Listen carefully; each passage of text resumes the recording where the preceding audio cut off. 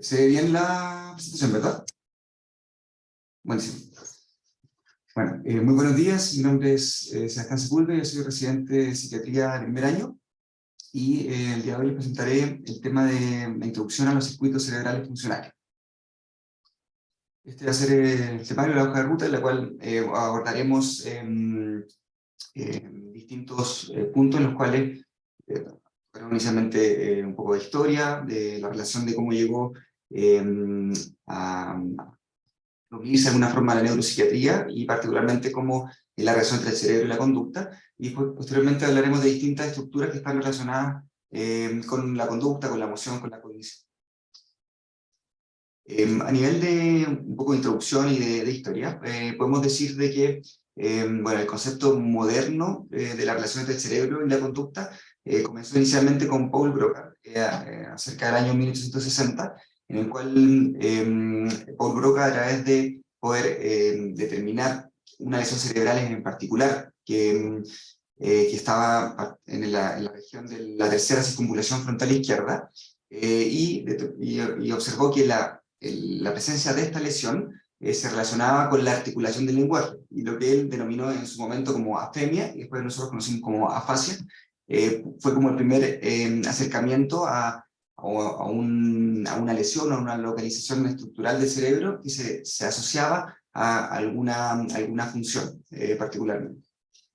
Es así como también el mismo Paul Broca posteriormente desarrolló el concepto de sistema límbico, que él lo denominó de otra manera, pero fue el que determinó inicialmente este concepto, y que habló de que existían estructuras interconectadas que determinaban las emociones y conductas complejas. El sistema límbico lo vamos a ver un poco más de atención a continuación. Posteriormente hubo dos autores científicos. Primero fue Yakovlev en el año 1948, en el que desarrolló en forma inicial una perspectiva evolutiva en la cual se desarrolló un concepto en el cual estaba asociado de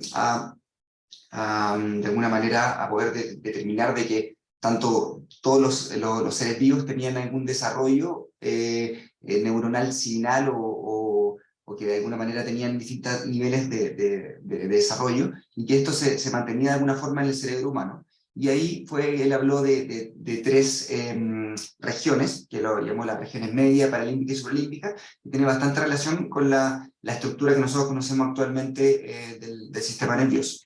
Posteriormente, en el año 1970, MacLean ya desarrolló también una teoría bastante similar a la de Yakovlev, en la cual habló de tres niveles, que estos niveles lo asoció también desde una perspectiva evolutiva, y habló del nivel inferior, que en este caso sería el tronco encefálico y el cerebelo, y este tronco encefálico y cerebelo estaba de alguna manera asociado a lo que nosotros vamos a ver a continuación, que es con las funciones de la conciencia, la alerta, la función autonómica y también los estados internos.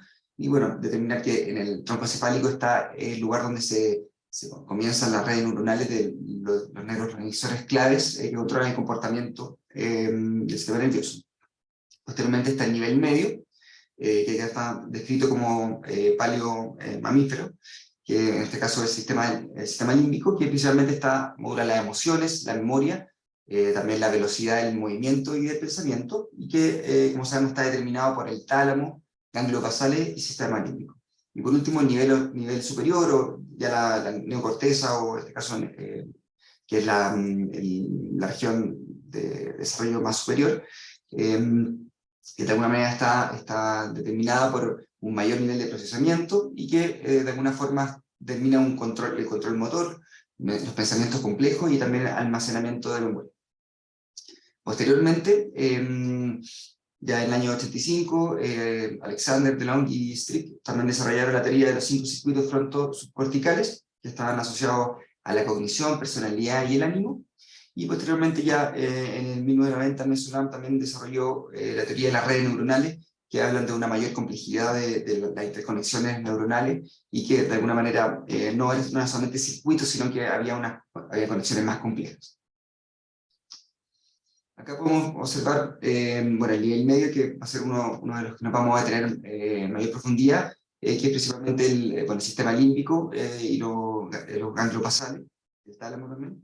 Y acá observamos un corte transversal, en el cual de alguna manera se sacó la región superior y la corteza superior, se ve de alguna manera la presencia de los ventrículos laterales, se ve el hipocampo, que se ve mi mouse, ¿o no? Parece que no. Sí, sí se ve. Ah, ya, perfecto. Entonces, se ve acá la región del hipocampo, en el cual también se ven un poco las conexiones, en las cuales se observa el fornix, la estría terminal, y que vamos viendo las conexiones que tiene, por ejemplo, el sistema límbico con la corteza prefrontal y con otras estructuras. Más que nada esto para mostrar un poco la complejidad del sistema límbico y lo muy interconectado que se encuentra con la otra estructura de los distintos niveles. Bueno, a nivel de cerebro y conducta, de la relación de cerebro y conducta, podemos decir de que comenzó esta relación inicialmente a través de la observación clínica y de la correlación neuropatológica meticulosa. Podemos decir que hubo autores muy relevantes en este ámbito, como Ramón y Cajal, como Franz Nissl y posteriormente Brodmann, que Brodmann es el que desarrolló el mapa citoarquitectónico del cerebro, y que el trabajo de ellos fue precisamente observar psicopatología y también observar relación a través de corte histológico o también a través de autopsia, pudo terminar de alguna manera, que fue la base para para los trabajos relevantes, tales como trabajos de Alois Alzheimer o de Wernicke, que permitió ya poder acercarnos más hacia la neuropsiquiatría. Posteriormente también hubo un importante desarrollo a través de los modelos animales, que como sabemos tienen una base muy similar del sistema nervioso con el ser humano, y que de alguna manera se pudo en su momento realizar también estudios de electrofisiología en animales y poder observar cambios de conducta, de comportamiento a través de estímulos en distintas zonas del cerebro. Por lo cual esto fue un avance o un aporte importante en la investigación. Y posteriormente, la aparición de los test neuropsicológicos, particularmente que nos permitieron poder evaluar la conducta y la cognición, que nos tragan finalmente información de los distintos ámbitos o funciones cognitivas, en este caso atención, memoria, función visoespacial, lenguaje y función ejecutiva. También hubo el desarrollo de la cirugía de la epilepsia. De alguna manera se permitió a través de infusión de fármacos a nivel cerebral, también introducción de microelectrodos, y se pudo ver tanto cuando habían compulsiones focales o habían estimulaciones de algunas regiones específicas, se podían ver también determinados cambios de conducta o hallazgos en cambios en el comportamiento. Posteriormente, a nivel de la evaluación ya directamente de la anatomía, esta comenzó inicialmente a través de la autopsia, en la cual solamente una vez que los pacientes fallecían y se podía hacer la autopsia de estos pacientes, se podía encontrar lesiones en particulares, o tumores, o lesiones hemorrágicas, que explicaban de alguna manera los cambios conductuales que tuvieron cuando los pacientes estaban vivos. Pero posteriormente, con la aparición de las neuroimágenes, el TAC y la resonancia magnética, y posteriormente a través de la aparición de las neuroimágenes funcionales, como el SPECT, la resonancia magnética funcional, nos permitieron poder determinar patrones de activación específicos frente a distintos estímulos, y también nos pudieron en algunos casos poder permitir incluso poder determinar qué pacientes podrían responder a algunas patologías específicas, tales como por ejemplo el Alzheimer o el Parkinson, y son trabajos que se están desarrollando en la actualidad. Posteriormente, también un desarrollo importante de la neurofarmacología, que en este caso, a través del desarrollo de la biología molecular y la identificación de los distintos receptores, transportadores y neurotransmisores, nos ha permitido poder ya entender la complejidad que tiene el cerebro y también la conducta, y poder acercarnos también a un proceso ya terapéutico. En relación a la corteza cerebral, podemos decir bueno, la corteza cerebral está encargada precisamente del control del movimiento, de la experiencia consciente y también de las funciones ejecutivas de alto orden. La corteza cerebral fue dividida de una forma particularmente arbitraria inicialmente, entre 4 lóbulos, el lóbulo frontal, temporal, parietal y occipital, y a nivel de prácticamente toda la corteza, podemos decir que está dividido, o está compuesto por 6 niveles de capas, ¿ya? Que vamos a comentarlo más adelante. Pero a nivel de áreas funcionales, que es lo más importante, o lo que más nos va a importar el día de hoy, podemos hablar de que hay 3 áreas funcionales, que son las áreas primarias, secundarias y la heteromodal. Las áreas corticales primarias, podemos decir que principalmente son las que reciben y realizan procesamiento inicial, tanto a nivel sensorial como motor. Y como área cortical primaria podemos decir, por ejemplo, que hay algunas que son importantes conocer, por ejemplo, la área 17 de Brodmann, que es está en la región occipital, y está encargada de la recepción, en este caso, de estímulos visuales. La área de Hechel, que está en la área del giro temporal superior, que está relacionada con la audición, y el giro presentral, precentral, que está determinado el movimiento, que está en la región frontal. De alguna manera, después esta información sensorial y motora pasa al área de asociación secundaria, en la cual se realiza un procesamiento mayor de esta información sensorimotora, para que posteriormente esta información pase a la área de asociación heteromodal, que de alguna manera hace una integración más compleja de estos estímulos sensorimotores,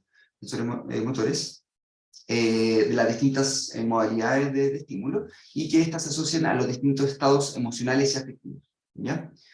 Y esto se realiza habitualmente, las áreas heteromodales están en la corteza prefrontal.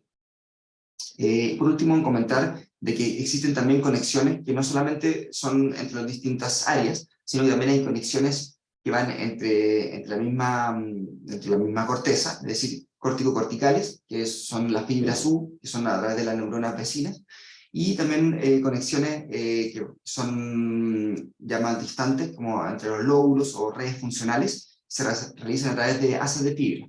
Y esto podríamos llamar, por ejemplo, haces de fibra que están entre los distintos hemisferios, que están entre el cuerpo calloso y el fascículo uncinado, por ejemplo, o entre redes funcionales como las del cíngulo o el fornix, que son entre redes que cumplen una misma función. Vamos a nombrar acá, por ejemplo, el proceso de procesamiento cortical de información visual como un ejemplo de cómo ocurren los distintos procesamientos de estímulo en el cerebro. Vamos a observar acá, por ejemplo, el estímulo visual, que llega a través del globo ocular, llega a la retina. A través de la retina se transforma este estímulo en potenciales de acción que transcurren a través de los nervios ópticos, posteriormente a través de los tractos ópticos, y que después llegan al núcleo geniculado lateral. De alguna manera, el núcleo geniculado lateral hace un procesamiento inicial que determina un poco también las características del estímulo que se recibe, y que posteriormente tiene vías eferentes hacia el área cortical visual primaria, que en este caso es el área 17. Podemos decir de que de alguna manera a nivel de la retina son pocas, son neuronas de la corteza del área 17, son responsables de pequeñas porciones de la retina, por lo cual frente a distintos cambios, por ejemplo, de contraste de luz en porciones retinales, existen distintos potenciales de acción que se generan y que activan toda esta vía de procesamiento cortical. Por lo cual, por ejemplo, este determinado porción de la pupila, perdón, de la retina que recibe este estímulo se llama campo receptivo, y que activa una determinada neurona cortical en la área visual primaria. Tiene una estrecha relación de esto. Posteriormente, cuando ya ocurre el procesamiento del área cortical primaria, como comentábamos, hay el área de asociación secundaria, que es el área 18 y 19 de Brodmann, que observamos acá a la izquierda. Ocurre ya el procesamiento secundario, asociación secundario, y posteriormente, como vemos acá a la derecha, hay un flujo de estímulos que transcurren hacia la área parietal y hacia el área temporal, y en la cual de alguna manera podemos decir que hay estos estímulos visuales transcurren hacia lugares en los cuales, tales como el amígdala, el hipocampo, en la cual ya hay una valencia emocional de los objetos, y de alguna manera también, por ejemplo, a nivel del lóbulo temporal, hay también una adquisición de recuerdos o sea, de memoria de corto plazo en relación a estos estímulos visuales. Y ocurre también en el caso del sistema límbico. Y podemos decir de que, bueno, todo esto transcurre finalmente hacia la corteza prefrontal a través de estas dos vías, y que finalmente acá donde se hace el procesamiento final del estímulo. De alguna manera, la vía dorsal, por decirlo de alguna manera, nos va a entregar la información de la localización del objeto, la localización espacial, y la vía ventral de este estímulo, de alguna manera, nos va a entregar la información de la identificación del objeto, y tanto esto va asociado a la valencia emocional de este objeto, del objeto o de lo que estemos observando.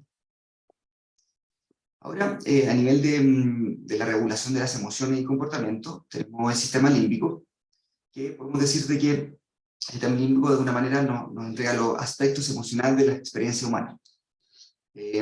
A nivel también de la historia de cómo se descubrió o se definió el sistema límbico, también hablamos de Paul Broca inicialmente, que él determinó lo que él denominó en su momento el Grand Lobe Limbic, que era el giro cingulado, la región olfatoria del hipocampo. Y que de alguna manera entregó también esta información de la asociación del control de las emociones frente a las lesiones de estas determinadas zonas. Sin embargo, a lo largo del tiempo, distintos autores propusieron otras estructuras que estaban relacionadas también con la regulación de las emociones y comportamiento. Por ejemplo, James Papez propuso que también el circuito estaría relacionado con la regulación de las emociones, y de alguna manera también habló que incluyó, adicional a lo que había hablado Paul Bloca, que había otras estructuras que estaban relacionadas con estas funciones, que serían en este caso el hipocampo, los cuerpos mamilares, el núcleo anterior del tálamo, giro cingulado anterior, y también el giro cingulado en general completo. Por lo cual no fue el sistema límbico que habló Paul Broca el que nosotros conocemos actualmente, sino que se fueron distintos aportes determinaron el conocimiento actual. Después Jacob también habló de que este circuito es un circuito relacionado con la regulación de emociones y también con la motivación, y para que finalmente Paul MacLean ya define de alguna manera el actual sistema límbico. Hubo algunos cambios, pero ya es más cercano a la actualidad.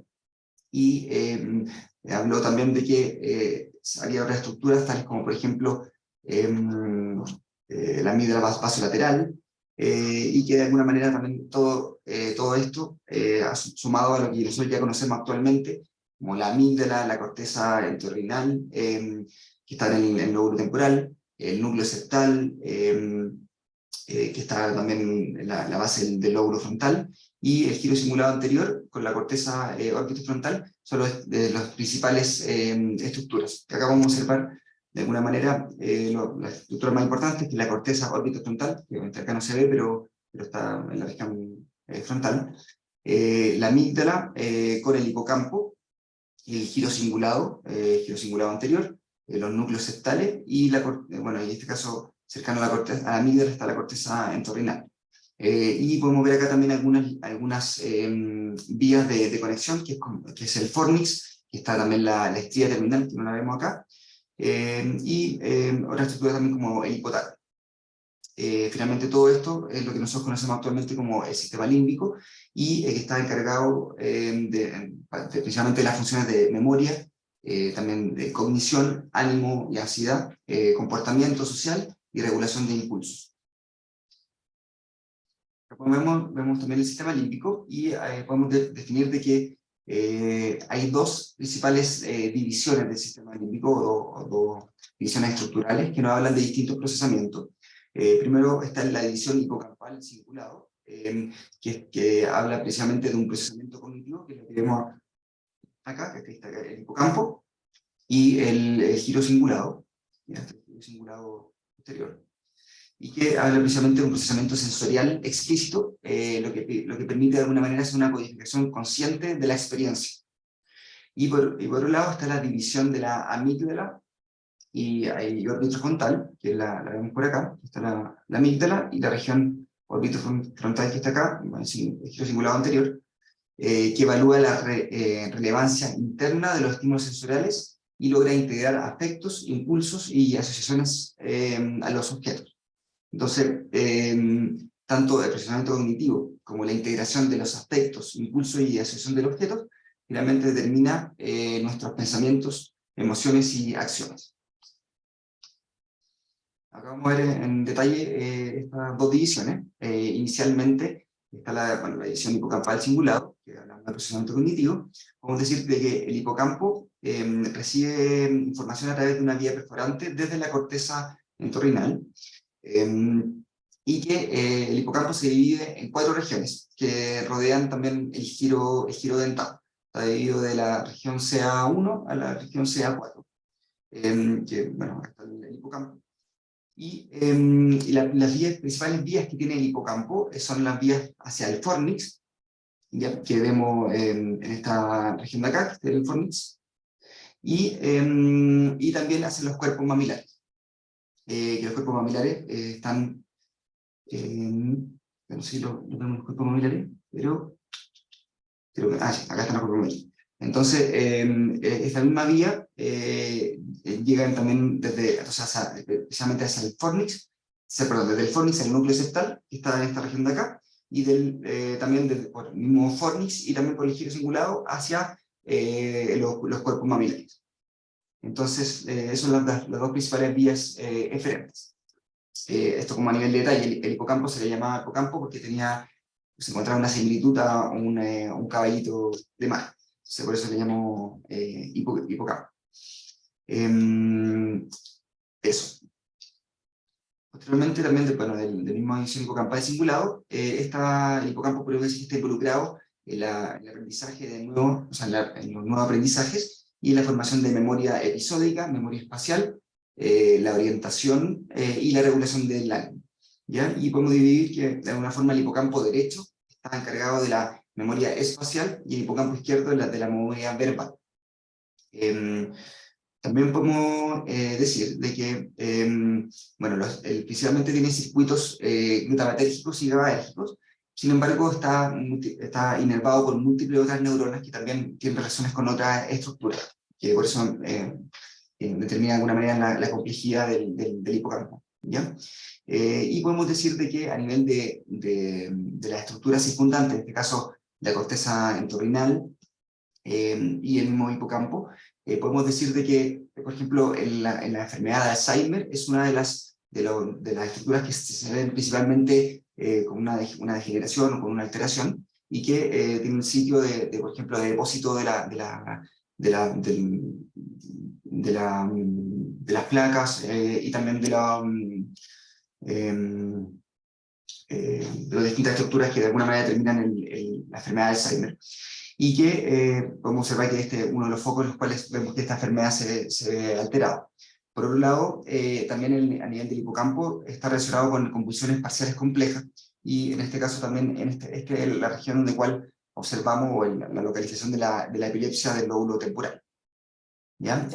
También hay otros hallazgos, se podrían ver en la esquizofrenia o incluso en el autismo, y también se podría ver de alguna manera que hay anormalidades histológicas también a nivel del hipocampo y de la corteza entorrinal. Ahora a nivel de la amígdala y del procesamiento emocional, que es la otra división que nosotros hablábamos, podemos decir de que a nivel de la amígdala, y particularmente la amígdala basolateral, esta recibe vías de información visual y también de otras modalidades sensoriales, y de alguna manera la amígdala se le podría denominar como un centro de valencia, es decir, añade de alguna manera como el color afectivo y significado social a la información sensorial que se recibe. También cumple un papel clave en la respuesta al peligro, respecto a la respuesta de lucha o huida, y a nivel de funciones observamos que tiene importante función a nivel del apetito, de los estados del ánimo, de la agresividad, de la conducta sexual y de la comprensión de las señales sociales. También observamos de alguna manera que, bueno, como les comentaba, recibe distintas aferencias, tanto visuales como de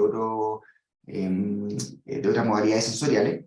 Por ejemplo, a nivel de las aferencias olfatorias primarias, se recibe información de la estría olfatoria lateral, y esto juega un rol importante, por ejemplo, en la relación de los olores, particularmente con la emoción y la conducta. Esto se ve principalmente en los animales, pero también está presente en el ser humano. Y también podemos decir que la amígdala recibe ricas conexiones recíprocas con la corteza orbitofrontal, que la corteza orbitofrontal de alguna manera se considera como una amígdala extendida, y de alguna manera también la amígdala también tiene conexiones con el prosencéfalo basal y que de alguna manera también tiene conexiones con el tronco encefálico, y así podemos observar que hay relaciones también autonómicas, y que estas conexiones autonómicas a través del troncoencéfalo, o sea, hacia el troncoencéfalo, van en la vía amígdalo-fugal ventral, ya que son dentro de las conexiones que tiene la amígdala. Y también posteriormente también podemos comentar de que también está conectada la amígdala con el núcleo accumbens, y que de alguna manera esto se relaciona con el contenido emocional a los estímulos producidos, por ejemplo, en relación al abuso de drogas, y también al circuito de recompensa. Podemos decir también de que a nivel de la amígdala, cuando hay convulsiones parciales que comienzan en la amígdala, también hay sensaciones somáticas de distinto tipo, sensaciones olfatorias, autonómicas, conductas también autonómicas y experiencias psíquicas. Por eso es importante que también nombrar todas estas conexiones que tiene la amígdala. Particularmente está también inervado, por ejemplo, por neuronas noradrenérgicas que están provenientes del locus coeruleus, y esto de alguna manera podría determinar en parte la neurobiología del trastorno de pánico. Y cuando ya hay lesiones estructurales de la amígdala, o particularmente ya hay lesiones que abarcan toda la amígdala, podría aparecer síndromes como el síndrome de Kluver-Bucy, que es un síndrome caracterizado por la hiperoralidad, por la hipersexualidad y también aumento de apetito, que de alguna manera hay una pérdida de regulación en todas estas funciones que tiene la amígdala. Y particularmente, la función importante de la amígdala es la formación de memoria emocional, y que en este caso se determina de alguna manera una hiperactivación también del eje hipotálamo hipoficiario adrenérgico, y que también estaría relacionada con el aumento de fijación de los recuerdos recientes. Entonces, eso también sería, de alguna manera, esta memoria emocional relacionado con este circuito, con la neurobiología del trastorno de estrés traumático. Ahora, a nivel de la amígdala, podemos hablar de que previamente que tenía múltiples conexiones, pero las vías principales son la vía amígdalo-fugal ventral y la vía estría terminales, ¿ya?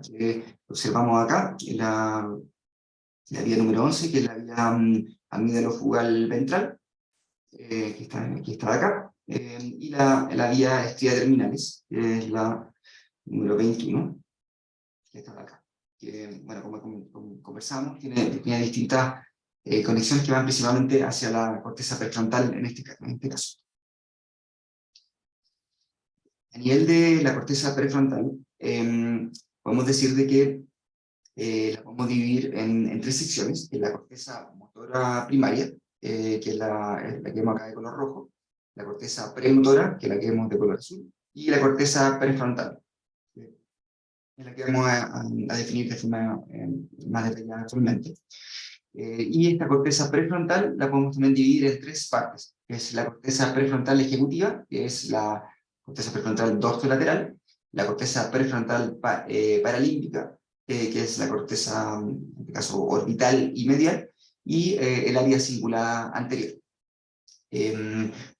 A nivel general podemos decir que la corteza motora primaria habla de alguna manera de los movimientos conscientes, y la corteza premotora de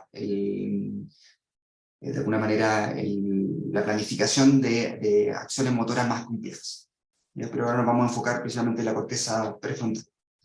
Entonces, la corteza prefrontal, hablamos que precisamente son aspectos ejecutivos de la cognición. Esta recibe aferencias de lóbulos temporal y parietal, con la integración multimodal de distintos sensorios.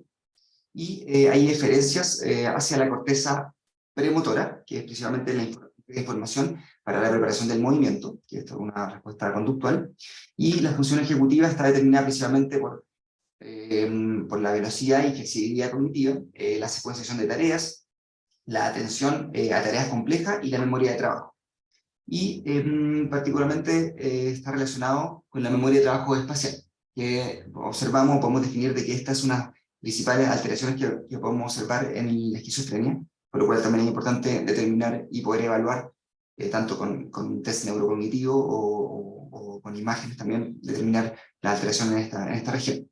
Y podemos definir de que cualquier tipo de disfunción ejecutiva o disfunción de la corteza prefrontal dorsolateral nos va a determinar algún tipo o alguna causa de discapacidad.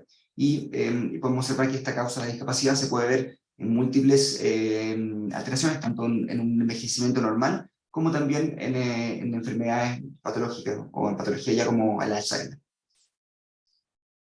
Ahora, a nivel de la corteza prefrontal orbitofrontal, o la paralímbica, esta se considera de alguna manera una extensión del sistema límbico, ya por lo cual está asociada o está de alguna manera la regulación de los impulsos, el ánimo y la personalidad.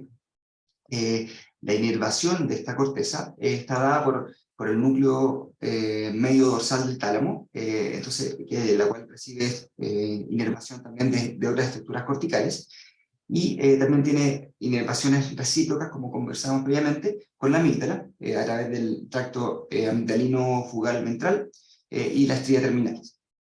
Y es así como, de alguna manera, bueno, es particularmente con la inervación del núcleo medio dorsal del tálamo y el fascículo nucleado, que esto va de temporal a frontal.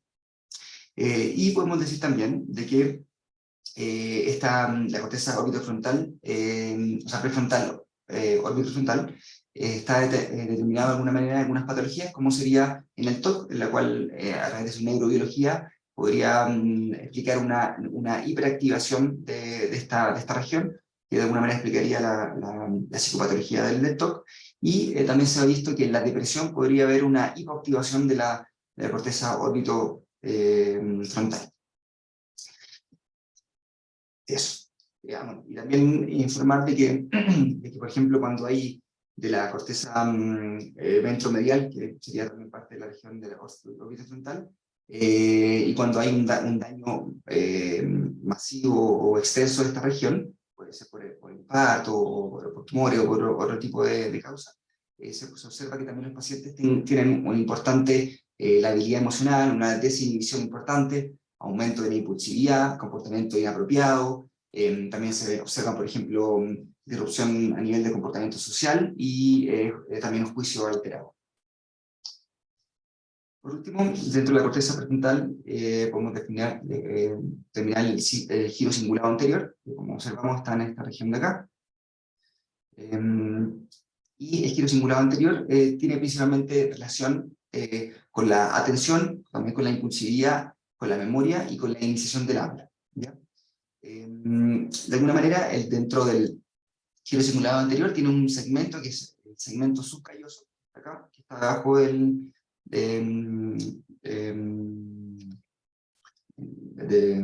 sistema calloso, y de alguna manera este segmento subcalloso está en relación directa con la porción amigdalina orbitofrontal, que es también la que está en relación con el sistema límbico. Entonces, por lo cual, este segmento del giro cingulado anterior también está relacionado con un procesamiento emocional. También el giro cingulado anterior tiene una relación estrecha está conectado con el núcleo accumbens, que, como habíamos comentado previamente, está relacionado con el sistema de recompensa, ¿ya? Y también el área 24 de Brodmann, que es parte de la corteza prefrontal dorsolateral, tiene de alguna manera una relación con la función ejecutiva. Por otro lado, el giro cingulado anterior supracalloso, que es el que vemos en esta región de acá, está conectado con el hipocampo, ¿ya? Que vemos que tiene una vía un poco más larga, a través del haz del cíngulo, y el giro cingulado posterior, que aquí no están descritos, pero de alguna manera sigue esta vía por acá. Y este segmento supracalloso está relacionado con la memoria de corto plazo y con la atención de tareas complejas. A nivel de giro cingulado anterior, tiene una gran presencia de receptores dopaminérgicos, que tiene relación también, por ejemplo, con lo que conversábamos del núcleo accumbens y el sistema de recompensa. Y de alguna manera las lesiones en esta región, por ejemplo, si hay lesiones extensas del giro cingulado anterior, se puede producir apatía o un mutismo aquinético.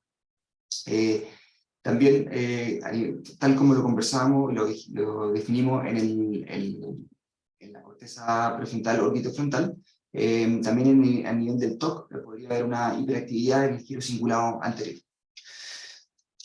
Eso. Y aparte, también a nivel de estudios funcionales, se puede definir de que cuando hay una hiperactividad metabólica en el giro cingulado anterior, podría de alguna manera ser un predictor de mejor respuesta al uso de antidepresivos en la depresión, por lo cual también es algo importante a determinar a nivel de la imagen funcional. Ya, a nivel de los gánglios basales y el estriado ventral, podemos decir que el estriado ventral está compuesto por dos núcleos, que es el núcleo caudado y el putamen, y de alguna manera histológicamente provienen de la misma estructura. Sin embargo, están divididos por un tema más, de una forma arbitrario, pero podemos observar acá, a mano derecha, que todo esto es el estriado, pero observamos que este es el putamen y este es el caudado, y están conectados por estas fibras que se observan acá, que de alguna manera que son de la cápsula interna, y de alguna manera estas son las fibras que le dan el nombre de estriado por su característica a la lesión histopatológica. Pero toda esta estructura del estriado. Y lo que sí podemos observar de que la región dorsal, es decir, la que está en la región hacia dorsal, y la región ventral tienen distintas funciones. Vamos a decir que los componentes dorsales, en este caso especialmente el caudado y la región dorsal del estriado, están precisamente asociados con el sistema, o relacionados con el sistema extrapiramidal y el control motor. Y los componentes ventrales podemos observar que están asociados a la motivación, cognición y emoción. Bueno, la región más ventral, donde se unen estas dos estructuras, está principalmente el núcleo accumbens, que lo hemos visto también, que tiene conexiones con las estructuras que hablamos previamente, y hay que, en toda esta región, describir de que están conformados por estriomas y también por matrix. Los estriomas son parches en los cuales hay bajo nivel sin o bajo nivel de colinesterasa, y en la cual hay mayor presencia de receptores opiáceos y receptores de U. Y estos están relacionados precisamente con el sistema límbico. Y por otro lado, la matrix, que es rica en colinesterasa y tiene precisamente presencia de receptores D2, está relacionada con la sustancia negra y con el sistema extrapiramidal, ¿ya? Por lo cual hay distintas diferencias a nivel del mismo estriado. Y particularmente el estriado ventral, que es lo que conversamos en esta región de acá, asociado también al núcleo accumbens, está compuesto por el caudado ventral, está en esta región de acá, el putamen ventral, el pálido ventral, el núcleo accumbens y el tubérculo olfatorio. Entonces, a nivel de conexiones de las distintas estructuras, podemos describir de que hay una inervación que proviene inicialmente del área tegmental ventral, que va hacia el estriado ventral, que lo definimos recién, y que después del estriado ventral hay neuronas diferentes hacia el núcleo dorsomedial del tálamo y la corteza prefrontal, que de alguna manera esa es la vía, o sea, el circuito que se sigue. Y de alguna manera todo este circuito de acá estaría relacionado con la regulación de la cognición y los comportamientos motivados, y particularmente también con circuito de recompensa. A nivel, conversamos previamente de tanto del sistema de los dos componentes dorsal y ventrales, podemos decir que estos dos componentes van en paralelo, y acá hay un diagrama de cómo de alguna manera van el circuito motor y también el circuito que va hacia la corteza prefrontal y que va determinando la motivación y la cognición, van en paralelo a lo largo de lo que es basal y particularmente del estriado. A nivel de cortizos, de circuitos pronto subcorticales, podemos describir que hay tres circuitos principales. Está el circuito dorsolateral prefrontal, que determina de alguna manera la función ejecutiva, que es lo que de alguna manera que definimos previamente. El circuito orbital prefrontal, que determina el impulso y el ánimo. Y el circuito cingulado anterior, que de alguna manera habla de la pulsión y la motivación. A nivel de corteza prefrontal, sabemos que están conectados con el estriado y con el estálamo, con los ganglios basales, por distintos circuitos que de alguna manera determinan la regulación del comportamiento. Entonces, estos circuitos de alguna manera consisten en estas proyecciones que van desde regiones específicas de la corteza prefrontal hacia, por ejemplo, la cabeza del caudado, el globo pálido, el tálamo medial, y también que estos van de vuelta hacia la corteza prefrontal. Entonces acá podemos ver cómo hay un esquema de cómo ocurre esto, en la cual surgen eferencias de la corteza frontal, que principalmente son neuronas glutamatérgicas, que van hacia el estriado, por distintas partes del estriado. Después el estriado se comunica con el globo pálido o la sustancia negra, particularmente a través de neuronas GABAérgicas, y el globo pálido y la sustancia negra también a través de neuronas GABAérgicas estimula el tálamo. Y finalmente se cierra el circuito donde el tálamo envía eferencias nuevamente hacia la corteza frontal, también a través de neuronas glutamatérgicas. Ya esto está bastante simplificado, pero funciona así a grandes rasgos. Y finalmente, a nivel del diencéfalo, podemos hablar de que la estructura más importante del diencéfalo es el hipotálamo, en el cual, de alguna manera, los núcleos más dorsales que se encuentran en relación al hipotálamo son los cuerpos mamilares, y estos reciben aferencias del hipocampo, como hablábamos previamente, a través del fornix, y estos también envían núcleos a los núcleos anteriores del tálamo, con lo cual tienen relación con los otros ganglios basales. Podemos decir de que cuando hay lesiones a nivel del hipotálamo, pueden haber precisamente dos alteraciones. Cuando hay lesiones de cuerpos mamilares particularmente, se observa que hay lesiones que producen memoria anterograda, y cuando hay lesiones también del hipotálamo, o son más extensas, se pueden observar lesiones tales como el síndrome Wernicke-Korsakoff, que sabemos que es por déficit de tiamina, y que de alguna manera podemos ver la psicopatología, podemos ver ya características tales como la configuración o directamente la psicosis, ¿ya? Y podemos observar de que cuando hay daño en los distintos núcleos del hipotálamo, podemos observar distintos cuadros clínicos. En este caso, por ejemplo, cuando hay daño o una también hiperestimulación de los núcleos laterales, podemos observar agresividad, mayor actividad sexual y gran apetito. Cuando hay también una estimulación o mayor estimulación de los núcleos ventrales posteromediales, podemos observar saciedad o comportamiento plácido. Esto está escrito principalmente en modelos animales, pero también ocurre a nivel del ser humano. Y cuando hay alteraciones a nivel de los núcleos supraquiasmáticos del hipotálamo, hay alteraciones del ciclo circadiano. Y esto podemos observar, y se postula que podría haber alteración a nivel de la enfermedad de Alzheimer, y también incluso en el trastorno depresivo mayor, de lo cual por eso podemos observar las alteraciones cronobiológicas que podemos observar en esta patología. Acá, bueno, tengo la imagen del hipotálamo que estaba previamente, pero esto es principalmente lo que podemos observar cuando hay alteraciones en los distintos núcleos, distintas estructuras del hipotálamo, que de alguna manera determina principalmente la función del diencéfalo. Y por último, a nivel del troncoencéfalo, el troncoencéfalo, de alguna manera, acá se encuentran las primeras neuronas relacionadas con el comportamiento, y que de alguna manera son los distintos o circuitos o neurotransmisores que están relacionados con todo el proceso que hemos descrito previamente. Entonces vamos a ir hablando de cada uno de los principales neurotransmisores, de dónde precisamente están originadas estas neuronas, y cuáles son las funciones y qué estructuras también inervan. Primero observamos a nivel de la dopamina, que los principales cuerpos celulares que producen esta neurotransmisor están a nivel del área tegmental ventral y de la sustancia nigra.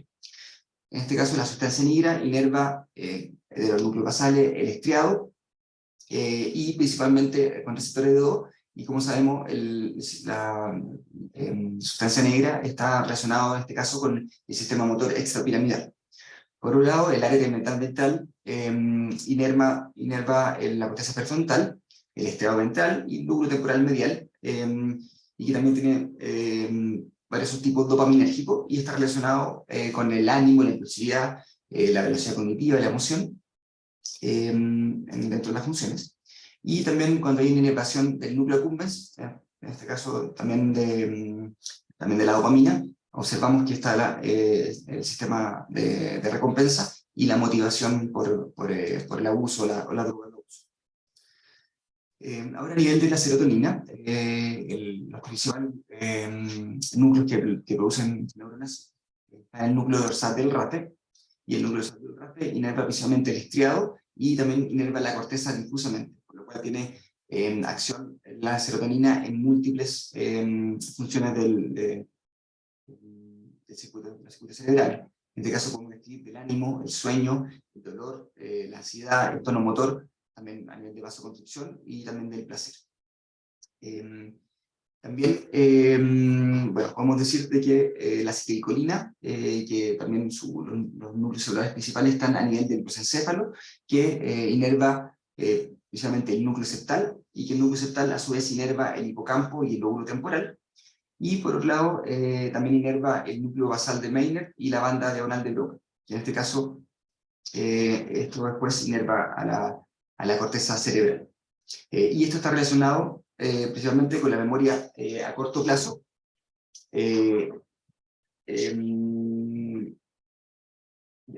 memoria a corto plazo, la atención, motivación y la regulación de las emociones.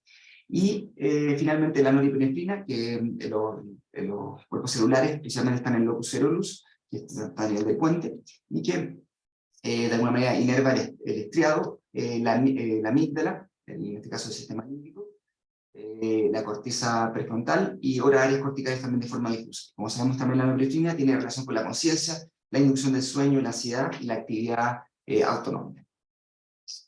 Bueno, y por último, ya está terminando. Como es un capítulo bastante denso, que es mucha materia y mucha relación a distintas estructuras, pero podemos definir o concluir algunas cosas, que las conexiones descritas en la presentación están bastante simplificadas, y siempre se recomienda poder tomar las decisiones clínicas con precaución, por lo cual sabemos de que no porque estemos dando un fármaco que actúe sobre un neurotransmisor en particular, no va a poder actuar sobre múltiples otras estructuras, como lo vimos previamente, por lo cual hay que hacerlo con cautela. También el conocimiento de esta información está en continua evolución, por lo cual estas son teorías y son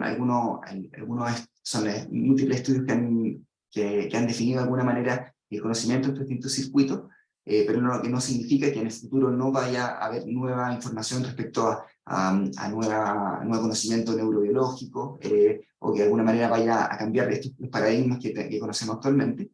Y por último, definir que la regulación de la conducta se produce en múltiples estructuras cerebrales que están íntimamente interconectadas, con lo cual la conducta en sí es un proceso muy complejo a nivel cerebral, y que tenemos que saber de que está determinado por múltiples sectores y regiones del cerebro que están en sí muy íntimamente interconectadas.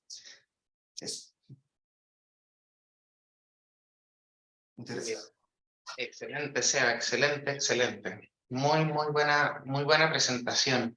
Sobre todo porque es un tema ultra denso y que bien extenso también, pero lo lograste integrar súper bien. De hecho, lo hiciste súper bien incluso en el tiempo. O sea, a pesar de que partimos tarde, lo lograste hacer como dentro del margen súper bien, así que en verdad felicitaciones. Es un tema bien, como les decía, bien complejo.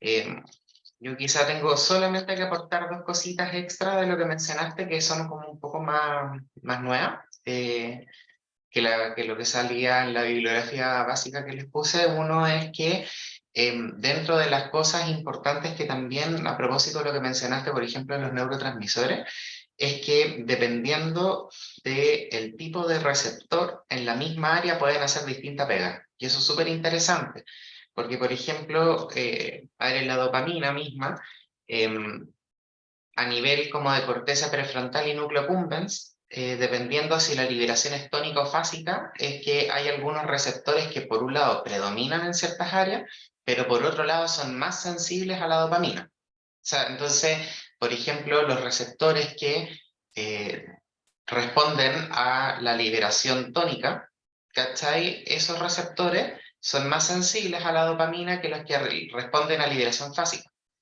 Entonces, y justamente vamos a tener distintos receptores con distinta predominancia en distintas áreas y que además responden diferencial a la liberación como de dopamina. Por ejemplo, la liberación tónica hace justamente en tono basal, como tiene sentido, y que en la corteza prefrontal, donde hay predominancia de receptores de 3 y de 1, que son un poco como que están predominando en esa área más que los de 2, tiene que ver con el funcionamiento cognitivo basal. Pero, por ejemplo, en el núcleo accumbens, donde hay predominio de 2, ahí hay un funcionamiento motivacional basal. Ya es como los tonos basales del funcionamiento de los mismos circuitos, ¿cachai? O sea, lo que estoy queriendo decir es que en las mismas partes de donde vemos, las transmisiones no son estáticas, sino que son dinámicas también, que tiene que ver como cuando hay áreas hiperactivadas, cambian los metabolismos, ¿cachai? Y por otro lado, la liberación fásica, en las mismas partes, genera otra pega. Por ejemplo, en la corteza prefrontal genera el refuerzo de saliencia de la motivación, como predominan los de 1. Así como que cuando algo me genera motivación, esto dice, bien, esto es bueno, ¿ya? Y en el núcleo accumbens está la motivación de saliencia, donde es principalmente receptores de 2, que es lo que uno como que le da el wanting, ¿cachai? De las cosas que a uno le generan como placer. Entonces, eso es relevante porque, por ejemplo, en distintos, como bien mostró el SEGA, me imagino que se habrán dado cuenta que en las mismas áreas hay distintas funciones y significa que las patologías, por lo menos las que nos importan a nosotros, que son de salud mental, ocurren en las mismas partes. O sea, en el fondo la mente no está en la mano, ¿cachai? Está como en la actividad, en la corporalidad completa, en la sensación en primera persona completa y en el funcionamiento de circuitos completos. Entonces, si se fijan, por ejemplo, uno si tiene esta visión de todos los circuitos de ganglios basales, sistema límbico, corteza prefrontal y sus circuitos, más que en las áreas, que esa es la cuestión, como más que la área de algo, es como probablemente las áreas de algo funcionan como, a mí sí, yo siempre les digo que es como la carretera, existen los pórticos o el tag o los peajes y está la carretera y uno puede tener el tránsito enlentecido porque, no sé, faltó el gallo del peaje, porque hay un accidente de tránsito en la carretera o porque hay un accidente de tránsito a la salida. Entonces, esa cuestión de como los nodos críticos y las conexiones es relevante sobre todo por cómo se liberan y las formas que se liberan los neurotransmisores y cómo se comunican entre sí. Entonces, por ejemplo, uno puede analizar en la misma parte cómo se comporta la esquizofrenia, la depresión, la manía, el déficit atencional, las adicciones, en base al mismo circuito, solo que se alteran de maneras distintas y por distintos motivos, ¿ya? Como les decía, las cosas pasan en las mismas partes, solo es el mismo escenario, solo que las obras son distintas, ¿ya? Y por otro lado, que esto es como lo último que voy a mencionar, que es lo más nuevo, es que es el cambio en la teoría mesolímbica en la esquizofrenia, a partir de lo típico que nosotros veíamos, que es como que el área tegmental ventral está hiperactivada a el estriado, al núcleo accumbens, ¿cierto? O el estriado, o la parte del estriado ventral. Pero la verdad es que se ha visto últimamente que no es tan así, y por eso es que se cambió el término de la teoría mesolímbica de la esquizofrenia a la mesoestriatal, porque se ha visto que el estriado se entiende funcionalmente como una parte que es sensorio-motora, una parte que es asociativa y otra parte que es el ventral en sí mismo. Entonces la parte sensorio-motora está efectivamente con una vía que viene de la sustancia nigra, pero lateral.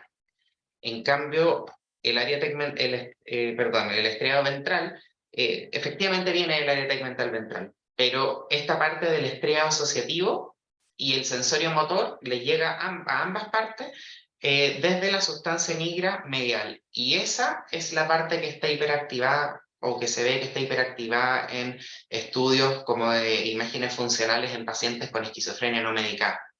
Entonces es interesante porque esta alteración de hiperactivación en el estriado asociativo tiene harto sentido, como que hace calza más que justamente cuando hay asociaciones alteradas, efectivamente la integración como visoespacial, auditivo, verbal, de saliencia, del modo de reto de efecto, o sea, como que todas estas cuestiones, como tenemos un problema, valga decir, como vale decir, como una especie del director de orquesta, entonces por eso tiene más sentido. ¿Cachai? Entonces, todo va calzando de a poco y es súper interesante. Ya, abro el espacio para si es que queda alguna preguntita corta. Les voy mandando algunos materiales complementarios de esto que es interesante, unos apuntes que tengo de este tema también, ¿ya? Así como complementando un poco lo que mostró el SEA, que está perfecto y encontré el paso formal.